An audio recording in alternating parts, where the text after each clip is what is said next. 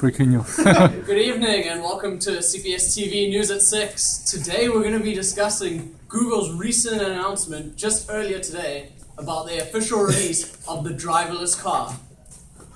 With me today we have a panel made up of Google engineer Matt Wright, external engineer Dan Smith, and legislator Brittany Bujic. Thank you guys for being here today.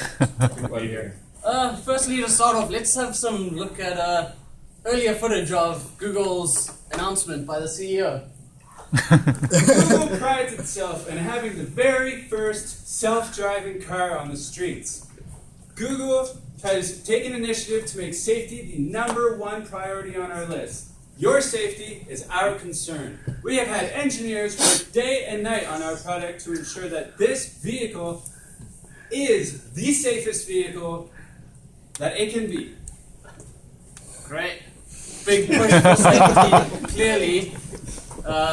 They think it's going to be very safe. They're very happy about it.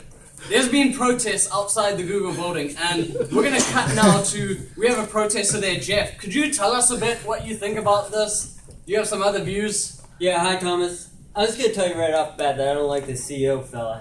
Let me tell you a little bit about autonomous vehicles. Back home I got a Roomba, and it crashes into everything. It ran over my hamster, Sybil.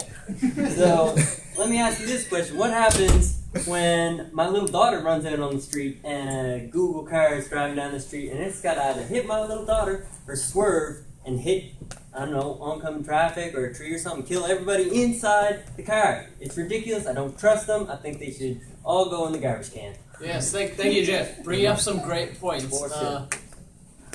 Technology could have some issues here. Matt, you're a Google engineer. Can you tell us a bit about this? Is it really going to be safe? Is it? Absolutely, it's going to be safe. I mean, this is Google. We've got state-of-the-art technology. We've got the top engineers in the field building the hardware, doing the software. We've got sensors on it that can react faster than a human. We've got computers in it that can think faster than a human. And like the CEO said in the recorded footage, the car is built to be as safe as possible for the driver. So Jeff's little girl runs out into the road. The car has has 2 football fields worth effectively of vision. It can see the girl coming, stop on a dime, not hit the girl, save everyone in the car. Totally safe. So Dan, as an external engineer, what do you think about this? He thinks it's very safe. I mean, there could be bugs, there could be mistakes. Do you think they can account for everything? I do have some reservations. I mean, sure, the self-driving car can react faster than a human, but at the same time, couldn't we see that the self-driving cars would operate on faster roadways? I mean, couldn't it be possible that these cars are going to be driving much faster than a normal driver would drive? So I mean, like, even though the car has faster than human reflexes, it's going to go much faster. Well, I think what's important to remember here is that the laws around our roadways aren't going to change. We're going to have the same speed limits, the same regulations. Having a self-driving car that can go super fast doesn't mean that we can't legally. And as well, Brittany, what's going to happen with the law on this? Is there new infrastructure that has to go up? What kind of standards are they held to? Well, basically the big difference between having driverless cars and human cars is that our language has to change from talking about humans to saying things like we need to be responsible, we need to make reasonable decisions under reasonable conditions. We need to change that from being a quantitative term. So basically standardizing our safety, creating metrics that we need any self-driving car producer to measure up to, and then they have to prove that they've met those standards before they'll be legally allowed on the roads. Great points, great points. We have to move along quickly here. Did you guys have anything else to say on this? Yes, we saw the Ashley Madison hack, Sony hack, the NSA the NSA requires governments to provide backdoor access to their products. Can you definitively say that Google will not be a victim of cyber attacks in the future? I'm not at liberty to get into our cybersecurity protocols, but I can say personally that I have the utmost confidence that the Google car will not be hacked. So the code must have all been written by Google engineers then, and there's no chance of this being hacked? What if something did happen? I'm not at liberty to discuss Okay. that. We have to move along here, but this brings up some big issues. I mean, driverless cars, who's going to be liable now if there's an accident? We'll get back to that right after this quick ad break. Have you been in one of them dirty self-driving car crashes? Are self-driving cars driving you crazy? Amid trucking, The McScurry Law Firm, we're ready to protect you from any disaster. We give a buck. Call 1-800-192-3030 now.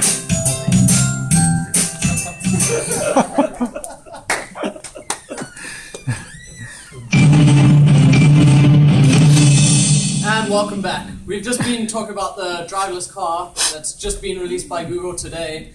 We're talking about safety. Now we're going to move on to liability. Again, the CEO discussed this earlier, so let's have some look at some earlier footage.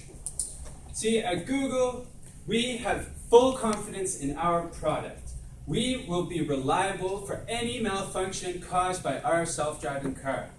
And we will ensure that any accident caused by our car will be in our hands. And as a Google employee, we will take that personally. Okay, so a lot of confidence. They're taking full responsibility, but I know some people out there still aren't happy. Let's go back to Jeff. He had some valid points on this when I was talking with him. I don't trust them. I don't trust them. I don't trust them. Me and Ray Fuse down the street from me got a little fender bender the other day. It was easy. It was my fault. It was his fault. What happens when I get in a little fender bender with a driverless car? Who am I going to do? Am I going to go and try and sue the driverless car and have 50 of Google's top-notch lawyers come after me saying I didn't update the firmware, I didn't type in code 329, whatever, to make my car safe on the road? I think that a lot down the line, a lot of small guys like me are going to get burned by this big company. Thank you, Jeff. Bringing up great points again. I mean, some of these things are overlooked. Google is such a big company. This will be very intimidating. They'll have a strong backing law firm behind them. Matt, well, what do you say to such allegations? I mean, as an individual, it's going to be very difficult to go up against such a big company. Well, I mean, we're making efforts to make it less difficult to go up against us. I mean, this is Google that we're talking about. We're known for being a user-friendly company. We're all about the public interface. The line that the CEO gave earlier is not just some line that we're feeding to the public to try and sell more cars or put people's minds at ease. I mean, the plan isn't release the cars, release a bunch of unsafe cars, and then hide behind our lawyers. If an accident happens, which we've taken great pains to make sure it won't, we are going to face up to it, and we are going to try and answer for it.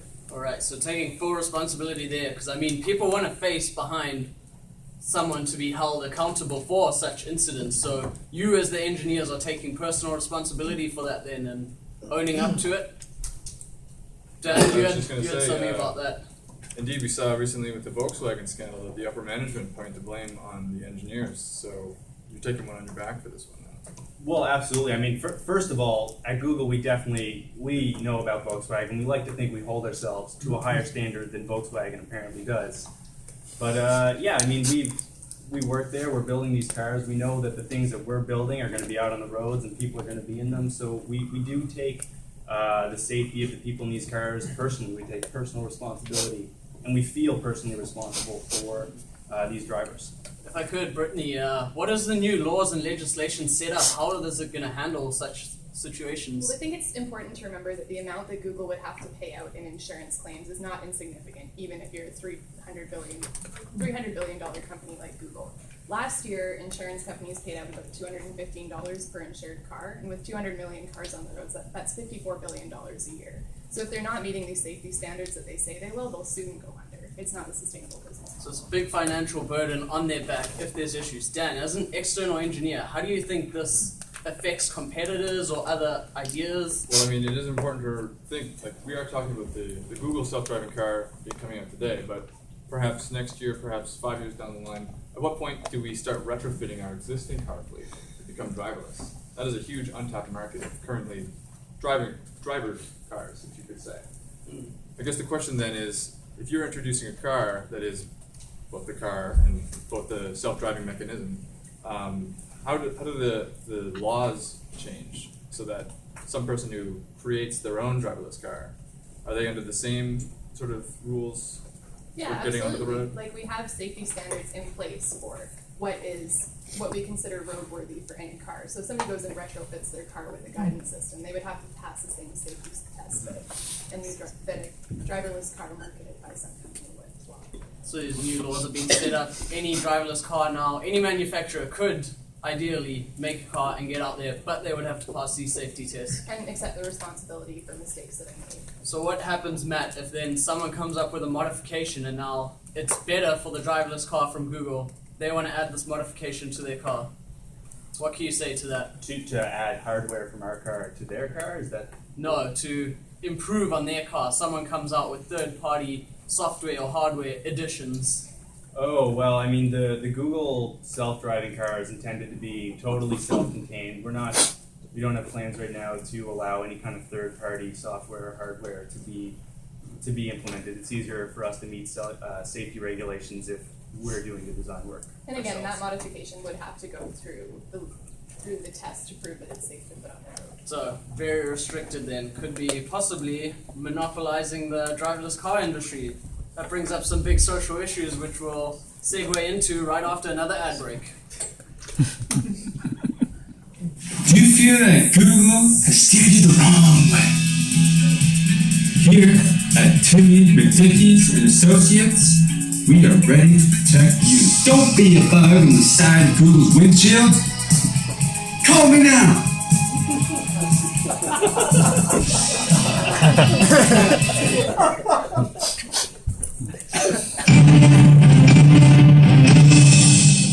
And we're back. We're sitting here with a panel here, 2 engineers and a legislator, talking about Google's driverless car. We've been talking about safety and liability, but let's move on to a bit more of the social aspect and how this might impact us. We'll look at some more footage from earlier today with the CEO of Google. Google's self-driving car is the first self-driving car on the roads. Imagine, before, if you were not able to drive, now with the single push of a button, you can get anywhere. You can go to your destination, you can get back, it is totally accessible. Our self-driving car can get you where you need to be. Well, as we can see, way more accessible. Anyone can get to places now. It's going to open up a lot of doors. Let's see what Jeff thinks, because this has other social impacts as well. See, Thomas, What are your concerns, Jeff? CEO Butt over there can just Google my middle finger because Okay, let's calm it down. All right, we're live today. I'm a truck driver. That's what I do for a living, and I'm from a small town, South Shore, Nova Scotia, and lots of people down there depend on truck driving as an industry to support the community, support the bars, support the coffee shops, etc. And I can tell you right now that truck driving is going to be the first thing that's going to go to the wayside to these soulless, carless drivers, whatever they are. Alright, so picture this. Right now I think there's 3 million employees in the transportation market. I'm talking taxi drivers, bus drivers, and 3 million, I'm pretty sure, I'm not great at math, but I'm pretty sure that's 500 million people. And I just don't think Well, I'm not sure that's entirely accurate. Okay, well you can do your math, but I'm pretty sure that Canada's not ready for 500 million people to be without a job. Right, thank you, Jeff. Thank you for being with us today. Bringing up some interesting points, but valid ones nonetheless. Could we possibly take away millions of jobs here, Matt? How does Google take that? I mean, Well, we don't take it lightly, and I mean, for starters, there's going to be a huge transition period before, whole fleets of jobs are just replaced. Things aren't going to happen overnight. We're only on day 1 of the release. And it's not going to be as simple as just immediately replacing every job out there. So I mean, today a lot of flights are fully they're autopiloted. There's autonomous control, but there's still 2 fully trained pilots along the whole way. So I mean, even once trucks are self-driving, you still might have someone along for the ride to make sure everything goes okay. And in addition to that, this is going to open up a lot of new jobs. So first of all, there's going to be a lot of maintenance that goes into these cars. If this takes off, there's going to be a lot of production, lots of new jobs, manufacturing jobs, like I said, maintenance jobs. And then that is ignoring the entire market of people who are limited right now in their search for work by the fact that they can't get from A to B, or maybe the public transportation system there is a little restrictive. Thanks to our car, they're going to be able to get wherever they need to conveniently. It's going to open up a lot of new job opportunities. okay, close one door, open another. I see we got a bit of a trade-off between accessibility and jobs here. Dan, do you have anything to add on to that? Or the social aspect of this now? Indeed, if we see that these get adopted on a wide scale, then I guess the question becomes, is there a greater social benefit to using the driverless car, and has it become an issue when there's too many people using cars normally, driving them? That brings up a great point that I wanted to ask you about, Brittany. If these cars now are deemed safer, does that mean it's a bit, we can't have drivers on the road? It needs to all be autonomous because it's too risky to have drivers on the road now. I don't think there's a way to legislate that, but I think that will be reflected in the financial barriers to driving your own car. So if these cars are indeed as safe as they are, the amount that you would have to pay in insurance to continue being a human driver would be astronomical. Driving your own car would pretty much turn into a luxury. So inevitably forcing people off the road, possibly cutting off their liberty there. Well, You indeed, might not have a choice but to not drive anymore. fair enough. And in the same way that I currently have the right, I think is a good way of thinking about it, to live and walk around outdoors not breathing in secondhand smoke. You could say also that I have the right to be on a road that isn't unsafe due to human drivers. Of course, fair arguments.